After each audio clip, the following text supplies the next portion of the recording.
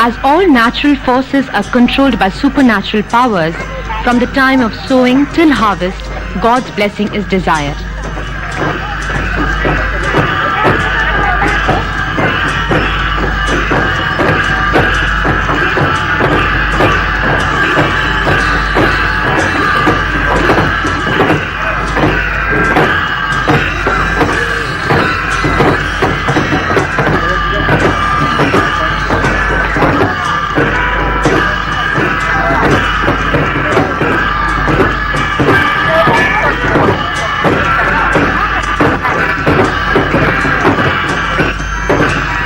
This is a typical Kinnaur ritual. The deity is taken on a palanquin around the courtyard with all the devotees dancing and conversing with it.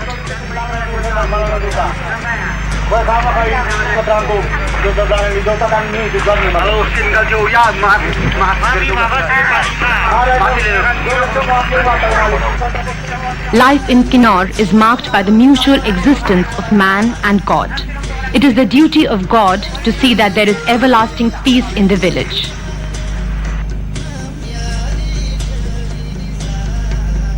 Kinnaur is a place of curious coexistence of Buddhism and Hinduism. Kinnaur, a district in Himachal Pradesh, which is the Himalayan state of India, is surrounded by Tibet in the east, Lahore and Spiti in the north, Simla and Uttarkashi in the south. Moving upstream along the river Satluj, one comes across a gradual transition of Hinduism to Buddhism.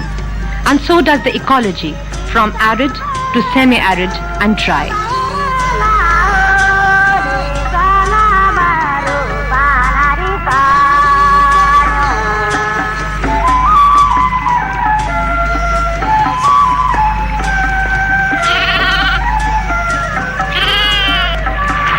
Kinnaur had trade relations with Tibet, Yarkand and Ladakh.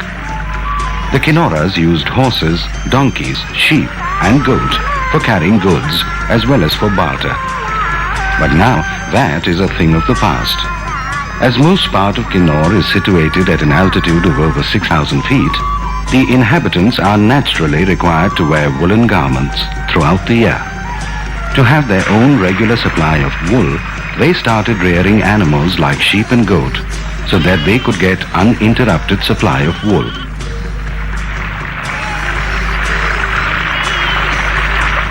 The river Satluj originates from the southern face of Kailash at a great height.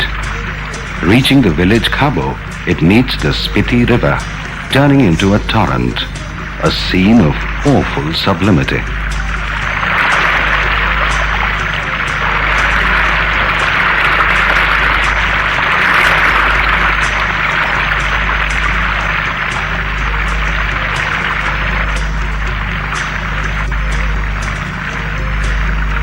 Baspa is a feeder of the Satluj, and people believe that these two rivers are brothers. When they first started flowing, it was agreed upon by them that whoever reaches the point of confluence, which is Karcham earlier, shall retain the name thereafter. Baspa, being the younger, was more boisterous and brought along with him all the paraphernalia of musical instruments, whereas the river Satluj, being the elder, was more discreet and reached the point of confluence much ahead of his younger brother.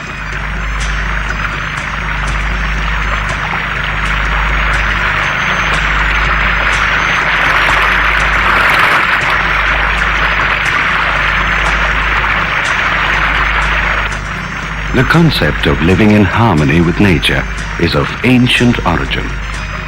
Indian religious texts, literature, folklore, and legends down the ages bear testimony to not only an extraordinary regard for nature, but even reverence for the natural resources like rivers, forests, and mountains.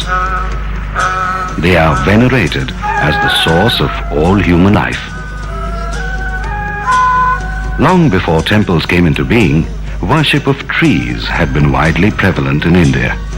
The tree, Kalpa Vriksha, has the magical quality of being able to fulfill all desires. It is not a tree with many special features, but a symbolic representation of the divine potential of our vegetation. Vegetation adapts itself to the needs of the time, and the land continues to grow forever. It is sufficient to fulfill all the natural needs of man. In our external experience, we can see the world in its plurality, but in our internal experience, we can perceive it as one. This ultimate reality has been termed God.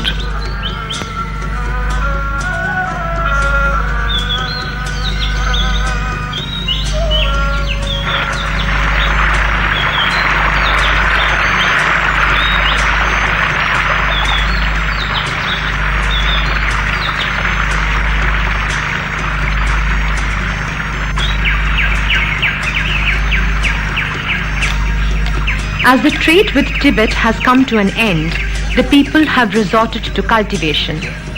Vegetables are raised for the local market, while fruits like apples and pears are distributed for sale to different parts of the country. Wheat, barley and millet are grown in fields at high altitude.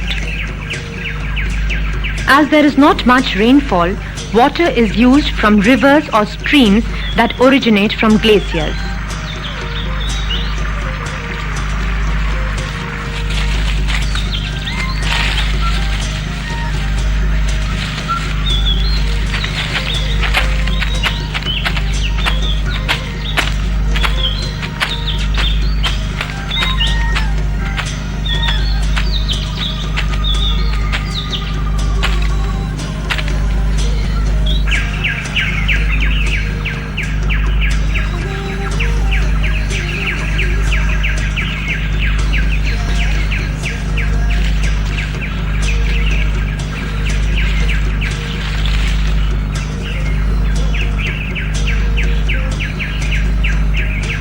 Women play a vital role in shaping the economy of the district. Besides helping in agricultural activities like sowing seeds, harvesting of crops, collecting firewood, making hay, they also carry on with their daily household chores.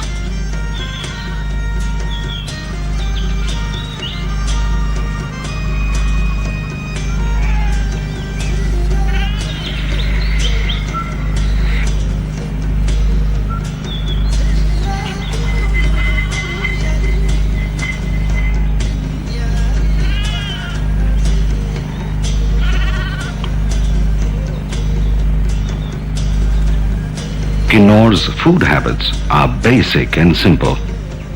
The staple diet is oglo, brass and barley. A thin paste of maize flour is prepared and spread on a hot pan and then baked.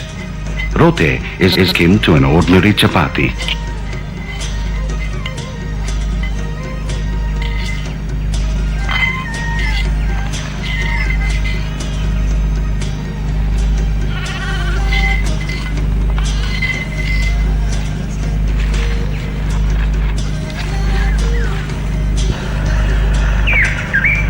Kinnaur is famous for its apples.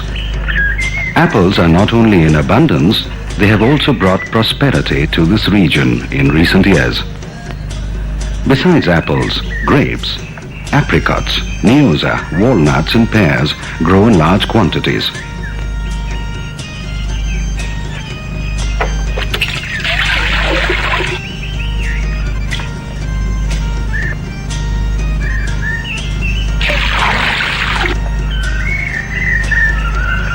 Anguri happens to be the most exquisite quality of spirit. As the name suggests, it is mainly extracted from grapes. The grapes are squashed and put together in a wooden jar along with water and kept for some weeks. The distillation is very interesting. The mixture is poured into a large metal container over a fire. The container is then covered with a stone and is made airtight with mud.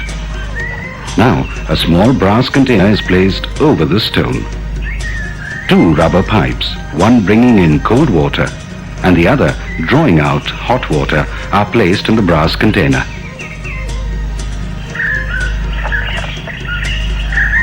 And through the third pipe comes out the wine, anguri. The flavor depends on how well the wine is brewed. And how well it is brewed depends on the master brewer, the Kinnauri woman. So priceless is the brewing skill that the woman who has mastered it commands great respect in the Kinnauri community.